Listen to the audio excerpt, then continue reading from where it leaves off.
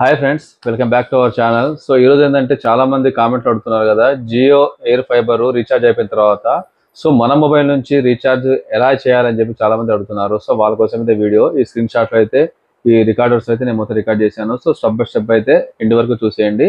So చాలా ఈ video అయితే చాలా ఇంట్రెస్ట్గా ఉండబోతుంది. సో ముందుగా మన మొబైల్లో మై జియో యాప్ ఉంటుంది కదా, సో దాన్ని ఓపెన్ చేసుకున్నట్లయితే మనం ఇది వచ్చేసి మన జియో ఎయిర్ ఫైబర్కి లింక్ అయి ఉంటుంది. సో నోటిఫికేషన్ ద్వారా అయితే మనం ఎంత రీఛార్జ్ చేసుకోవాలి అనేది మనకు వచ్చేస్తూ ఉంటుంది పర్ మంత్ వచ్చేసి. సో నా బిల్ వచ్చేసి అయితే 706.82 రూపీస్ ఉంది. సో ఇది వచ్చేసి మనకు పే నౌ అని ఉంది కదా ఆప్షను.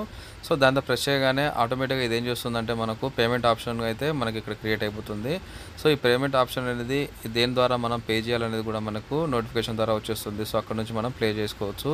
సో ప్రస్తుతానికైతే నేను ఓకే చేసిన తర్వాత సో నాకు అది ఒక ఫోన్పే ద్వారానా పేటిఎం ద్వారానా అని చెప్పి నాకు ఒక ఆప్షన్ చూపిస్తుంది కదా. సో నేను పేటిఎం అయితే ఫోన్పే ద్వారా అయితే నేను కట్టడానికి ఓకే చేసుకున్నాను. సో ఇది ఏం చేస్తుందంటే పేటిఎంలో మనకు ఫోన్పే ద్వారా క్లిక్ చేయడానికి అంటే మనము కట్టడానికి ఆ వెబ్సైట్ ద్వారా ఈ యొక్క లింక్ అనేది అయితే మనకి షేర్ చేసుకుంటూ ఉంటుంది. సో అక్కడికి తీసుకెళ్తుంది డైరెక్ట్. సో దాంట్లో ఓపెన్ చేసుకొని మనం కంప్లీట్గా మన పేమెంట్ అయితే అక్కడ నుంచి మనం చేసుకోవచ్చు. ఇది సెక్యూర్ కాబట్టి మనకు అది చూపించలేదు.